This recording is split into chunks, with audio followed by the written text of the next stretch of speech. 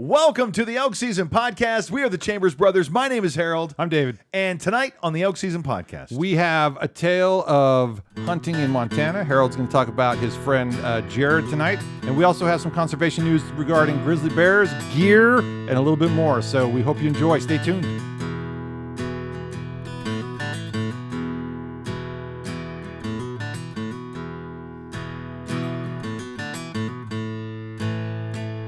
Okay. I really want to talk about our awesome friend, Jared.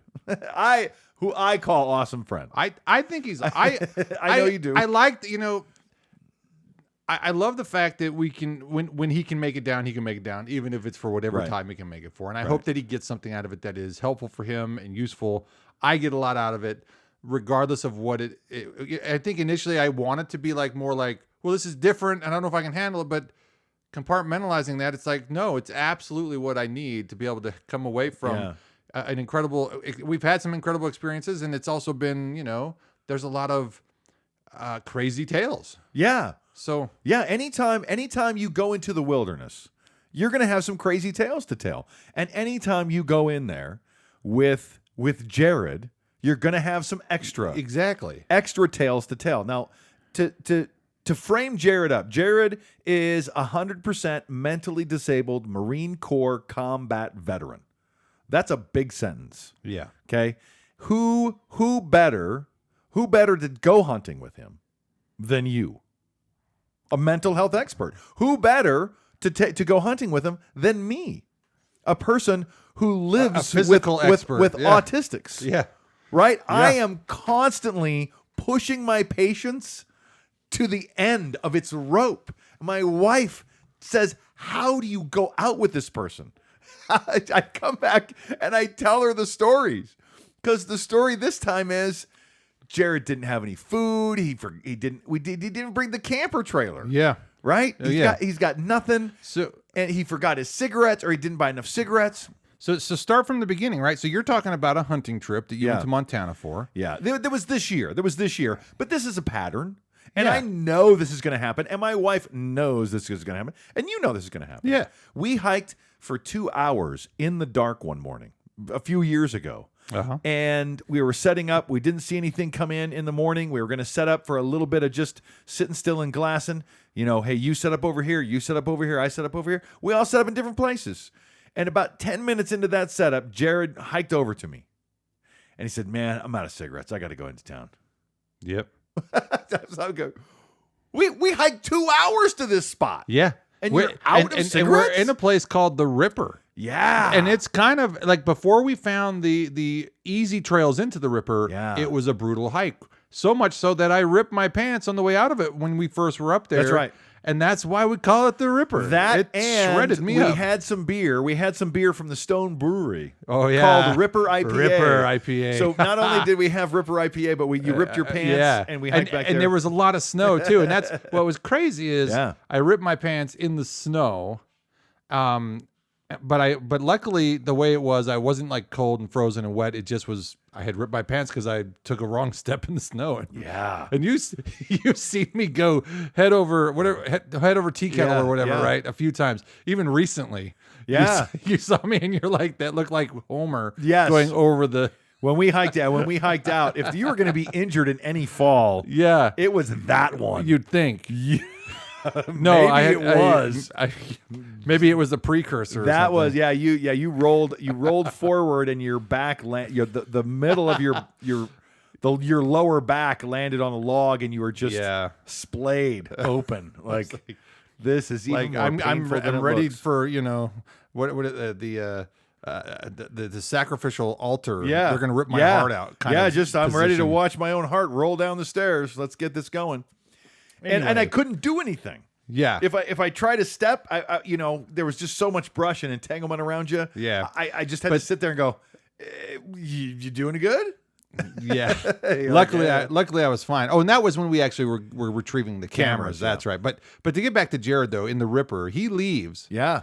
And we're like, we're going to finish hunting for the day. Right. But I think we checked out a little bit early just to go see if we could, check in with him because he never came back up. Yeah. We didn't know what he was doing. We're like, we want to make sure he has everything. And we ended up finding him at another hunter's camp Smoking all their cigarettes, Yeah. drinking all their beer. Yeah.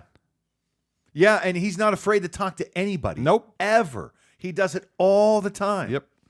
And I'm grateful for it. Slim had that too. Yeah. It's a family thing. Slim got us into hunting spots nobody else was hunting because he would just ask anybody. He was just so friendly and so cool. And even when they told him no, that's cool, but we're just doing this.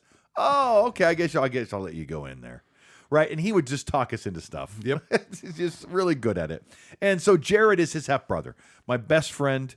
My first elk hunting partner ever is this guy named Dennis, and this guy, my brother. Everybody called him Slim. Thank you. Yeah. Everybody called him Slim, but we hunted together, and he was the one who really broke my teeth into the hunting world.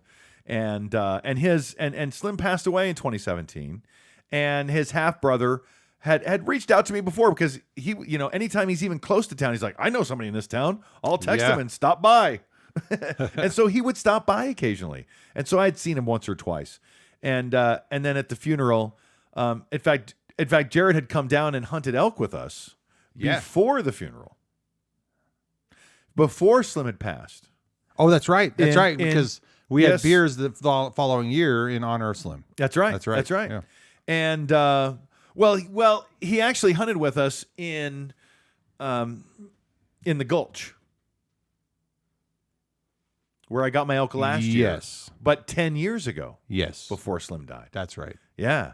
That's so he had come. So he knew us, and I really didn't know what to expect. I really don't understand. You educated me a lot on a traumatic brain injury because that's what Jared is dealing with is a TBI. And he self-disclosed that, and and he's okay talking about it. Even though I'm a professional, it's not that I have anything special to offer other than I have an understanding and a filter and an appreciation for what that means. An understanding, which I don't really have an understanding, and so you were able to put context into a lot of the things he does, how impulsive he is, and some of his decisions, and you just have to go, oh, okay, right. I have kids with autism, and you just have to accept. Okay, this is just how they are. You just have to gently walk around that because they're not going to change. They're not going to do anything different. The best thing is just to be there and present when they need you, and kind of encourage them along, and just be you. Right. You don't have to change to understand who they are, and to be ready for that. Manage your expectations. Yeah. So.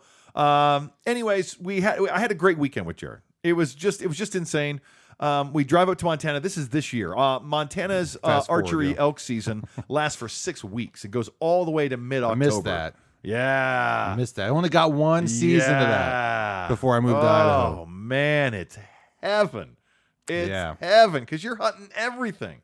You got a deer tag, you got a bear tag, you got a wolf tag, you got an elk tag, and you got 6 weeks, man. Yeah. 6 weeks in Montana. It's heaven. And so I went up there. Now, I don't have a tag. No, you're just kind of a tag along. I have pepper spray and a slingshot. You're welcome. Are my only weapons. are my only tools. Yeah.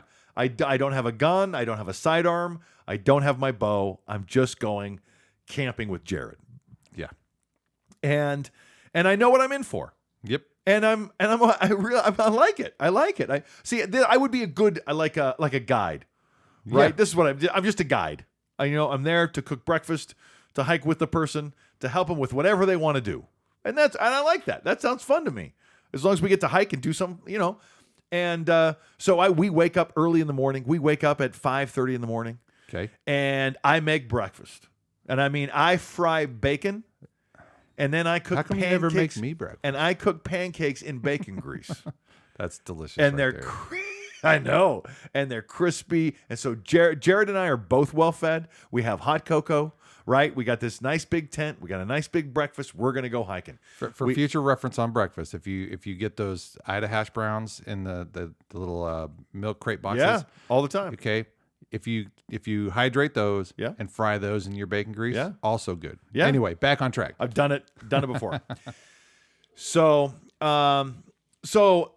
we have full bellies. We're gonna go for a hike. I have everything in my backpack that I need. I have quesadillas. I have butter. I have cheese. I have a cheese grater. I have a gallon of water right? All he needs to carry is his bow and a few tools and his and whatever Cliff Bars or whatever he wants. So great. I don't even care. Just I'm probably going to need a heavy load just to slow me down. Yeah. To hike with Jared. Yeah. And so we go out on the trail. We hike maybe a quarter mile. His body is too sore. He tells me he has to turn around. And we've hiked to that point where it's like it's the perfect time of day to be glassing. Like we left the trailhead right when it's time to start glassing. That's beautiful. Yeah, which was great. Now, I like to be in 2 hours early. Yeah, I know it's a little bit late, but this is the first time I've been to this area, and we are in grizzly country. Yeah, right. And there was snow. So there's signs that say hang up your food. There's signs that say be bear aware as you're on your way in. Important. And yeah, you're like, that's real. It's hard to remember that though, because the encounters do tend to be few and far between people. Yeah. But you can't let your guard down, and those signs are important. Yeah. And and there's just a lot of stories about bears. There's a lot of stories. In fact, before and after I went to Montana, there were stories coming out. There was a new one I think I have today about a bear attack. There are, like we said last week, it's been a busy year for bears. And it's going to get busier. Yeah. It's going to get busier. Everybody's going to be bear aware because they're just going to be a lot of them. So I say, okay, whatever you're in the mood for, let's turn around. Let's go back. Let's do some road hunting. And we ended up driving all the way into town. We saw a nice little whitetail buck. Cool. I have some video of that somewhere on my phone. Even though I had run over my phone. This is part of going up to see Jared. I got out of the truck, dropped my phone in the mud, but that's on me. That's not Jared's fault. No. And but we drive into town, we get some more cigarettes, we drive back out. We ended up packing up camp and just thinking, you know what? Because camp is so easy to pack up, we can just camp anywhere, which is nice. Is what I like about it. It all fits in the truck. I don't need a trailer. Just everything I need, just right here, and we can be real mobile. And so I go, we can go up on this road. We can go over to Jackson, Montana. There's a place called Bloody Dick Road and Bloody Dick Peak that he kept talking about. And then there's all the area that we're hunting, which was up around Monida, which is the Montana-Idaho border. And so we drove all around all night. As the sun was setting Saturday, we only have Saturday and Sunday, like a Sunday morning hunt and a Saturday hunt. We got Weekend warriors, man. We got there late Friday, and that's what I was thinking. I was thinking Saturday, let's just dump miles on. Let's just go crazy. Let's just kill ourselves. Because that's my favorite thing to do. Is just work yourself into the ground. Just hike so far, you don't have any excuses. You're gonna see something if you hike a lot. It's just gonna happen. And so that's kind of my bullhead philosophy. It's a good strategy. It can be sometimes, and but so can cruising the roads. I got a funny story from this weekend, from the weekend I'm talking about with Jared. This is post September, but it is elk season still in Montana. I'm talking to Jared, and my wife asked me, "Why do you go with him? Why are you doing this? You're not hunting. You're not." You could find any other friend to go with, right? But this friend it's work. Yeah, I know, but we tell a lot of stories. There are stories about Dennis that I haven't told him yet. And there are stories about Dennis he hasn't told me. And just being together, once in a while something comes up and you go, one time Dennis did this. Right? And he told me a couple stories that I had never heard. Yeah. And I told him a couple stories he had never heard. And that is definitely it's really good. It's really fun to make those connections and stitch our lives together and remember that's how people stay here, is by us remembering them. And so I really like spending that time with Jared, just for remembrance. And we know a lot of the same people. We know a lot of the Fleury boys. Yeah. So Ed Fleury. I grew up just 2 blocks away. In fact, the Fleurys had the same house plan we did, the exact same. Mm-hmm. And it was Tom, Ben, Ken, and Jim. And I was friends with Jim in grade school. And Ben and Ken, I'm still friends with Ben, and I talk to Ben occasionally now. I haven't talked to Jim in a while, but their dad passed away during COVID. Ed Fleury was his name, and he was a big time hunter. He hunted for the freezer, and he had a philosophy. He got an elk every year for 15 years. He always got a cow elk, and his philosophy was 10 o'clock. Go home. That's how he hunted. Huh. You don't have her down by 10, go home. All right. Don't waste the rest of the day. Don't waste the tank of gas. And he had his place where he went. There was like this little saddle. Sure. He wouldn't be far from his truck. It was like 10 o'clock, go home. And so you know how the Fleury boys would talk. How you doing there, bub? Yeah, 10 o'clock, go home. It was 10 o'clock, go home. That's kind of how and that was the theme for the weekend. 10 o'clock, go home. You don't have it by 10. Anyway, for 15 years. And if it ain't broke, don't fix it. For 15 years, that guy killed an elk. Filled his freezer. I bought an extra freezer this year, not filled. But man, we're going to use it. You're going to use it. It would have been too soon to fill it this year. Yeah, probably. It needs to be, eased into the freezing meat process. Yeah. You need something in there so long you have to throw it away to make room for the meat. Right. That's when you know it's ready. That's when you. So we had this, and that was a new story that I learned on this trip about Ed Fleury. Okay. About 10 o'clock, go home. and how he got it up for 15 years in a row. Yeah. With that philosophy, with a rifle. But whatever. Yeah. And he's filling, and we are at a crazy place. Being part of Generation X, we're at a really, really crazy place in life. I was listening to the radio this morning, and they were talking about nobody knows how to drive a stick. Nobody. Oh my goodness. And you think about it, nobody's gonna know how to drive in the future. Yeah. Nobody's gonna need to know how to drive in the future. So bizarre. Nobody needs to know how to drive a stick anymore. Isn't it sad in a way? So yes and no. Yeah, I know. Isn't it sad there's no more food courts in the mall? Our mall has like 2 places to eat because the mall's dead place. But back in the 80s, man, when all the girls had the hairspray in, that was it. The malls tried to live a long time, and I've heard that maybe they'll come back as Generation X retirement homes, which would be. Oh my gosh! Perfect, right? I'm gonna go live in the old Shopco. How do you go wrong with that? Just like you sell the real estate to the Gen X in terms of what stores were there. Do you want to be in the Sam Goody? Do you want to be in the Fans? Do you want to be in the Bon Marché? You get in a fight with the wife? I'm going to food court. Oh, I want Sears.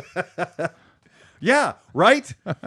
Anyway, so maybe that, but more restrooms and more pudding. So. Right. God, where was I? Talking about how things have changed. Yeah. And we have seen Generation X has seen the birth of a tape cassette and the death and the birth of a CD and its death and the birth of DVDs and VHS and the birth of DVDs and their death. And now millennials just wake up, I just have this digital life. Well, and another birth and death. Sorry, this. Yeah. The other birth, another birth and death would be the birth of downloading songs from a store and owning that song to now you pay a service and you stream it. You don't buy and download. I mean, you can, but it's so annoying in a way, but I'm not going to go there. It's not this podcast.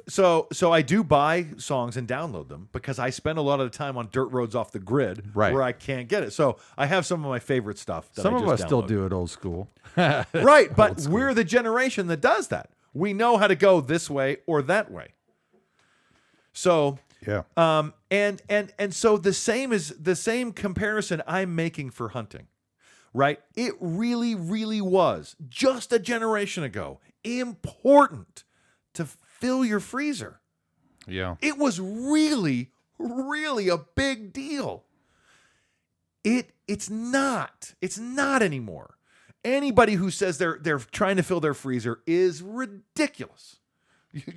You could, if your money is better spent at Costco. It really, really is.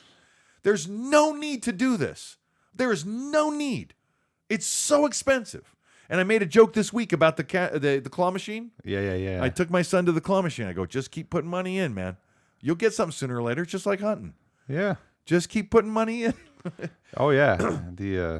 So we've seen that, and I've seen that. I've seen people like, oh, we're gonna be doing good. We got an elk this year, and I've read books where you live in Alaska. Your opening line is, "Did you get your moose?" Oh, okay, good. You'll be good for the winter. That's really important. If that everybody got their moose, you don't even say hi.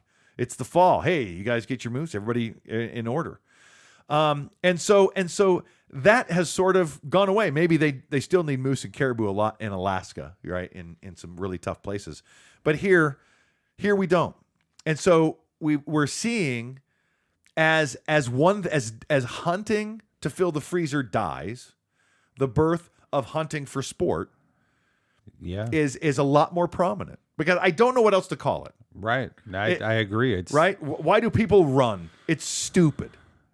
But it's fun for them. That I'm behind. It's for sport, right? They do it, and they do it because there's something in them that says you should run, right? There's some. I just started running. So we've seen the these new generations come through, and where is elk hunting going? And I don't know. I'm glad that there's a lot of archery elk hunters out there. Yes. Because it's a very pure sport. For the most part, it is such a wonderful and pure sport. So I'm talking about my weekend with Jared in Montana, and I told you I went into the casino, won $250. Yeah. I put a 5 in. I don't even know how the machines work. I just put a 5 in. I hit the button like 3 times, and I go, oh, what's going on? It's making some noise. I don't know what's going on. It's a variable ratio schedule of reinforcement. Anyway, continue. I know. So I cashed out and ran. Yes. Good for you. Right. And we spent the day driving around the dirt roads, and we ended up glassing in a place along a really cool ridge. And as we're glassing, a guy pulls up. I don't know if I told you this on the podcast last week, but a guy pulls up who I know his brother here in Twin. Yeah, you did. You actually shared the story before the podcast, but okay. But yeah, you did talk about this person. Somebody pulls up. He lives 5 hours away from where I'm standing. I live 6 hours away from where I'm standing. Jared lives in the same town he lives in. But the guy pulls up who looks crazy familiar. Yeah. And I go, yeah. He goes, where are you from? I go, Twin Falls. He goes, oh, you know my brother? And I instantly knew, yeah. I know your brother. Before I could say it, he goes, it's Luke. I go, yeah, I know Luke. Anyway, it's just a crazy coincidence. And I wondered if they're hunting away from Kalispell because of CWD. Did we talk about that? We both kind of summarized the You same. surmised that. I didn't even pick up on it. But once you said it, I go, yeah, maybe. Yeah. There might be some local rumors. I don't think it would stop me from hunting up there, but there might be some You local would want to get rumors. it tested, though, for Absolutely. sure. They encourage testing all across Absolutely. the state in Idaho, but it's not just local to Idaho in the northern panhandle, because it's a very narrow range for those elk, and they have likely gone over the Washington and Montana border. So I would just say it'd be safe to just get it tested, particularly up in northern Idaho. I definitely would. So this guy tells us that there is a monster muley buck, like the cover of a magazine. Nice. Like we've seen some of them here in Idaho too. Like somebody painted it. Like it's not even real. It's so big. It's like somebody painted it. He tells us it's 40 minutes up this road. And I know right where he's talking. He shows me the map. I go, oh, I know that turn in the road. We'll go there. And it was like 40 minutes away. And we get there just about it's time you can't glass anymore. But we're like, okay, let's set up the tent here, and we'll just wake up. Maybe they'll come pass through. We'll get close or something. I don't know. Mm-hmm. But we haven't seen much, and Jared's not motivated to hike much, so we just want to go, hey, that's a pretty good lead. And we camp there. I get up in the middle of the night, about 2:00, to use the facilities, and I hear Jared get up and doing the same thing. But he's also smoking a cigarette at 2:30 in the morning, just getting one in. And they're menthols, right? Ugh. And about 6 o'clock, I turn the propane heater on, and I'm just kind of just breaking the ice off the tent and myself, so I can get up and get things going, so we can have breakfast and do some hunting. It's almost time to glass. You can glass 7:15, 7:30. So we're it's 6:45. I'm laying there stirring after the heater's been on for a while. Jared gets up out of his bed and he goes, "I got bad news. I'm out of cigarettes. We got to go." And I'm like, you don't want to, just wait a couple hours and glass, just an hour and a half and glass a little bit. And I didn't ask. He was just, very persistent. I go, okay, we'll get up and get going. I guess anything we can see driving in. And, if you get a chance, you get a chance. Yeah. And that's just where I was. And so we drive, and it's 90 minutes, 40 miles back into town, but it's 90 minutes. Yeah. So we get back to camp at 10 and pack up, and it's time to go home. I go home and I relay all this information to my wife, who just rolls her eyes. She's beside herself as to why I do it. Mm-hmm. Why do you go? And after thinking about it for a little bit, I wanted, and this is definitely a part of it, because it's nice to connect with Jared through our past and our mutual relationships. Yeah. But it just takes something extra to be with Jared. and I told my wife, I go, listen, I love America. I love veterans. I want to support veterans. I just believe having a bumper sticker that says I love veterans is hollow. I think buying a veteran lunch is hollow. And my son's in the service, right? He's and even he says, listen, I get to board the plane first. I get 10% off at Home Depot. It just seems shallow to me. And I heard once, if you know a veteran, help a veteran. Yeah. That's it. Yeah. And so I go, you know what? I know a veteran. I am going to do whatever I can to help that veteran. And so anytime I find myself at the end of my rope with Jared, I go, okay, he's on veteran time. Yeah. He's just a veteran. And I'm real happy to do that. And I know Veterans Day is coming up, and I did want to talk about it because it's a sensitive subject. And because there's a different hierarchy of veterans. Sure. Right? There's people, I spent 4 years and went to college for free. Right? And so Jared is a guy who had boots on the ground in hostile territory and is paying for it every day of his life. Day. So yeah, he's a veteran and I want to help him. And he's a veteran I know. And I know other veterans as well. Yeah. But Jared just happens to be an injured combat veteran. Yeah. And that ranks pretty high for me. So if I can piggyback off of that a little bit about mental health. Yeah. And the military. Yeah. I've been learning a thing or two that just never came across my educational learnings until recently. I'm reading a book called Nobody's Normal. And it's written by a cultural anthropologist named Grinker. I can't remember his first name. Dr. Grinker, I would assume he's that level. I think he's PhD, cultural anthropologist. Sure. His dad was a psychiatrist, and his grandfather was a psychiatrist. There's a chapter in this book called Finding Freud. Yeah. Or something like that, or Freud or something. Okay. Because his grandfather was one of Freud's final patients. Oh. So he was psychoanalyzed by the sort of father of talk therapy himself. So Freud isn't like Isn't there a movie about this right now? I don't know about that, but Freud's Last Session. It's Anthony Hopkins plays Freud.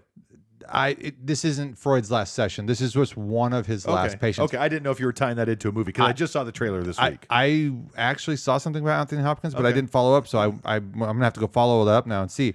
It's possible that maybe he's implicated in this. Maybe. But both of his dad and his grandfather were psychiatrists, and he lamented that he didn't follow in their footsteps. But he's interested in mental health. He's interested in the stigma around mental health. And so he has written this really cool book. And I'm just past the halfway mark. It takes me a long time to read big books. If I audio read, I'd be through it. Yeah. But I have 10 books open at any given time, and when I remember, I'll read another chapter, and then I put it down, and I cycle back every now and then. But in this book, he talks a lot about the military. There's a lot of little interesting facts about the job that I do. I teach psychology. I'm a mental health counselor. I didn't realize how deeply rooted what I do for a living is rooted in military. It makes sense because military and the trauma and all of the treatments that have emerged, so much of it has actually been influenced through the military. The military could be given a lot more credit, I think, from psychiatry and psychology for where we're at as a field. I mean, our own diagnostic manual was once called Medical 403 in the military. Yeah, I remember that. So there's these little fun facts about the history that I just never really compartmentalized or really consolidated in my memory when I was coming up in my education. If they were told to me, it wasn't emphasized. But I think it's important to know that history. But I just got through a chapter on PTSD. Okay. And that chapter was really about, where we got to PTSD today and where it came from, of course, the military. But more importantly, shell shock. Yeah, all That's kinds what they called of it, there was yeah. a whole bunch of different ways that they would view it, and different wars would have different things. I mean, there was actually, not that I hope I remember this right. He talked about in the military in World War I, to be a psychiatrist actually in World War II even. I think he said if you just had a slight interest in wanting to help one of your fellow soldiers in what they were dealing with after they came off the battlefield, you could just become a psychiatrist. Oh, wow. Like you didn't have to have the background. Right. And so it was kind of a crapshoot in one regard. And sans the psychological influence, but you got to start somewhere, and that's just where they went. But in World War I, there were some branches of military, I think in Great Britain, that they had a disorder they called malingering. Okay. So I come off the battlefield, I'm shell shocked, but I'm struggling to function. And so I kind of I hang out and I'm kind of just malingering. Well, it came to a point where so many soldiers were malingering, they started to believe that your malingering was just so you didn't have to go back to the battlefield. Oh. And so they said it's a penalty by death. Oh, geez. If you malinger, if you're accused of malingering. So that was wow. So there's a pretty big stigma on mental health there. Well, and what is malingering now? What do they know about malingering now? That was more of a historical context of just where the mentality was and how it started off on the right foot, but then it ended up in a very bad situation. And the military isn't to blame wholly for all stigma because there's this interaction with the general public and all this. But to make my long story longer, to get to the point, is the chapter that I got into after the PTSD chapter. He talks more about the military and its efforts to destigmatize mental health in the last 20 years because of not the Gulf War, but the Afghanistan and the Iraqi wars. Yeah. And we've seen a huge problem with our military veterans in the last 20 years. And that's where Jared was. Yes. Yeah. And so what I did not realize is that the military had huge issues with stigmatization of soldiers not wanting to get help or seek help because it could mean that I'm demoted or I could get right. Yeah. There's all these fears, but they started to work very carefully with making sure that we put pieces in place to where you're more likely to seek those services. And guess what? Their efforts have paid off in a way where now soldiers are not really so worried about the stigma around their needing to go get help. Now, there's still some stigma out there but it's not as much as it was. They've actually been able to improve the ability to get veterans who need help into those clinics. And one of the ways they did it is they said, why are you going to your psychiatrist over here and your medical doctor over here? Because know who's not stigmatized? Your medical doctor. Y'all should be in the same building. Ah. That's it. That's simple.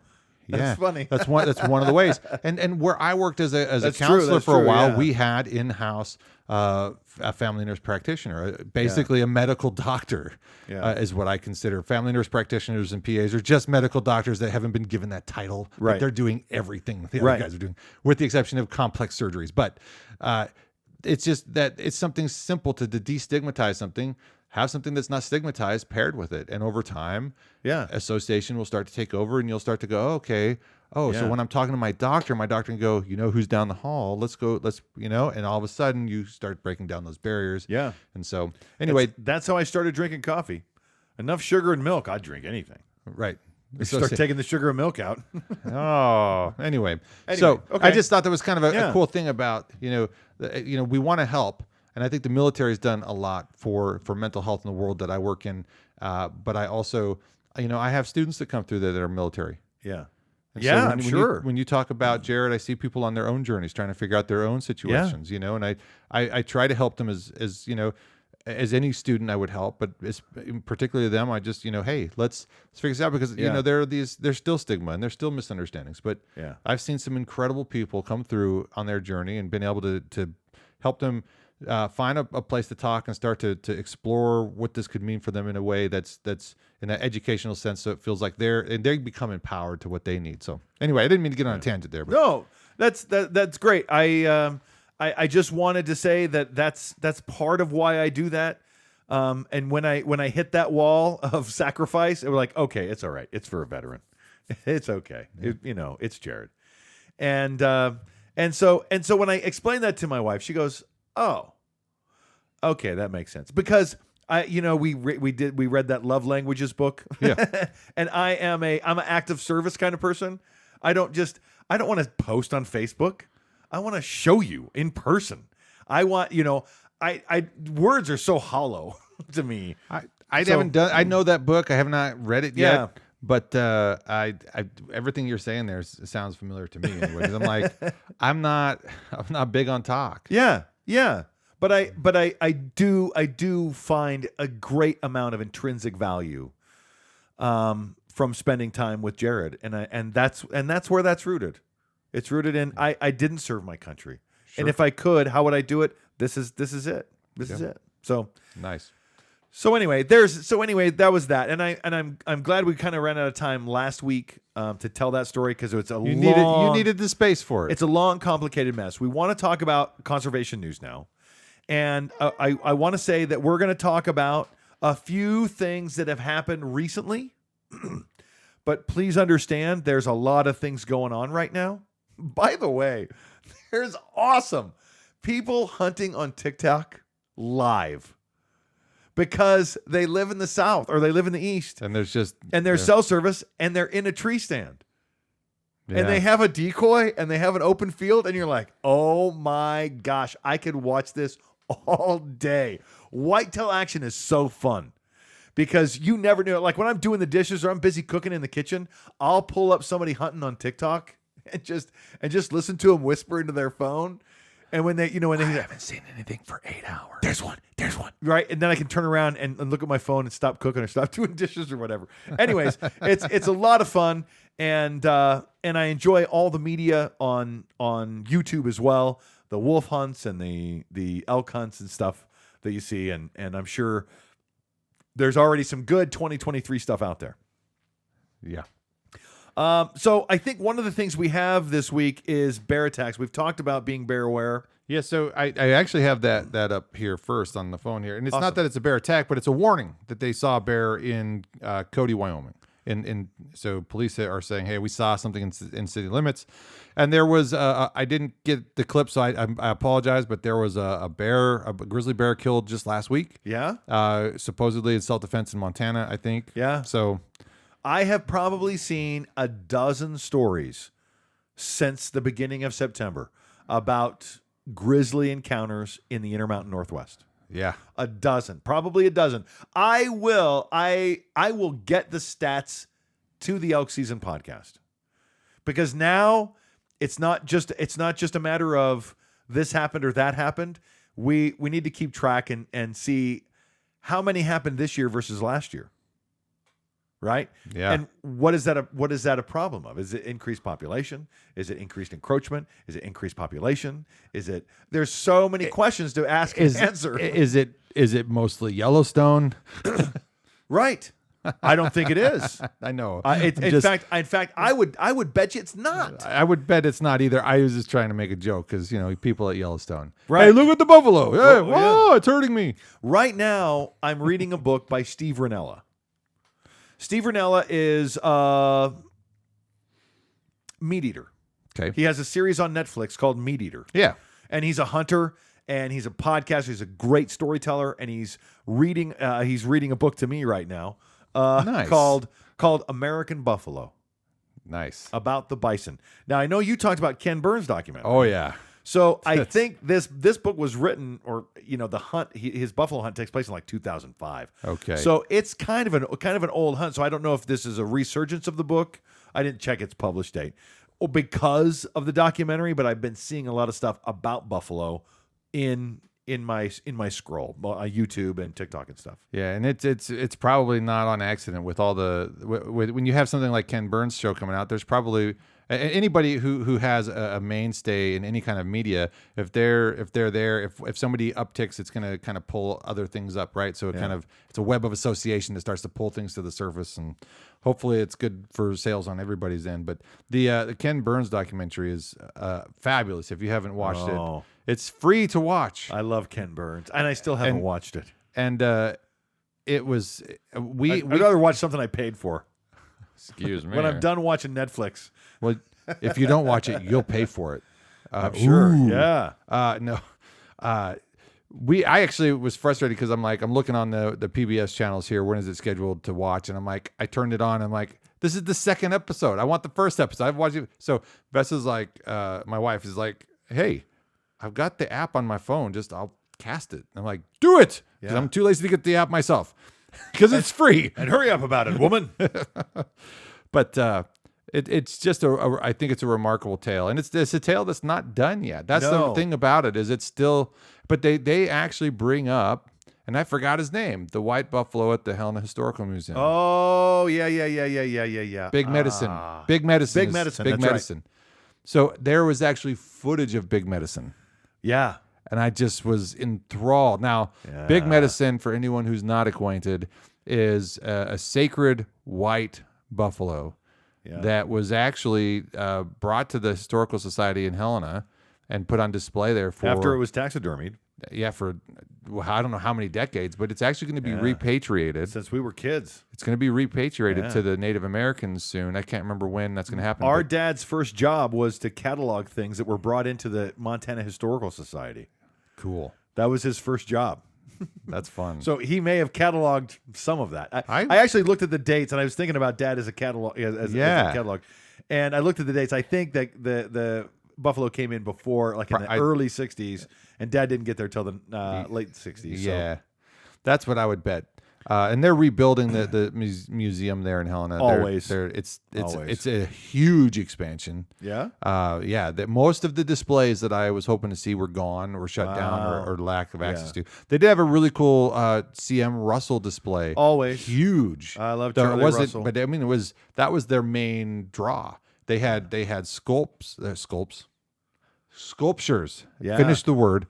I didn't know he was a sculptor. He's a big time sculptor. He had a what do you call it? Like a Wells Fargo, with the horses in the wagon. Yeah, stagecoach. Stagecoach. He had a stagecoach. It just was like the detail. And I thought his paintings were good, but I thought that was remarkable. So anyway, but Big Medicine is in that buffalo, and I thought that was cool. And there's just so much tales of horror, and we just sat through this. It was more of like a horror film. They probably released this documentary in October because it's more of a horror film than it is a success film in many ways.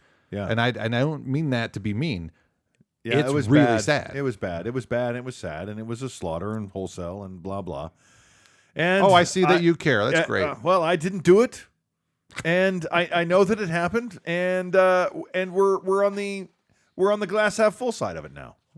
Yes. Yeah, you're right. I mean, we really I don't are. I don't need to. We understand the ecological devastation that we'd done. Yeah, and we're on the up and up. Yeah, and it's only and I think here's the thing that surprised me and warmed my heart the most is I used to think that there was only 2 or 3 main herds. Yeah, but there are so many more herds now, and that is more so than you cool. think. Yeah. The only thing they didn't address that I was concerned about. This is a spoiler alert because we've talked about it here. Okay.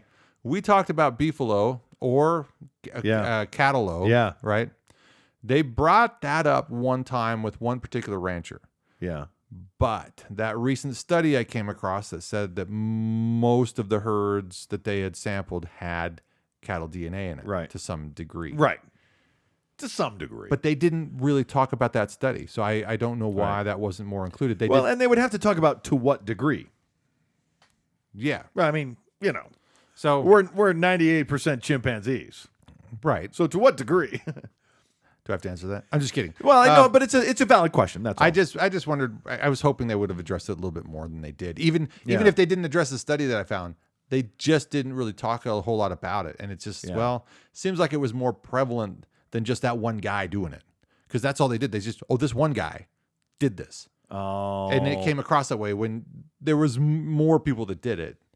This guy might have been a pioneer in doing it in terms of crossbreeding the buffalo and the modern cattle. Because the reason why he did it in the first place was the cattle didn't last the winter, but here are these buffalo that did. And he's like, well, maybe they can crossbreed. And so he had some limited success with that, but it just didn't go anywhere. And growing up in Montana, I heard a lot of tales of buffalo.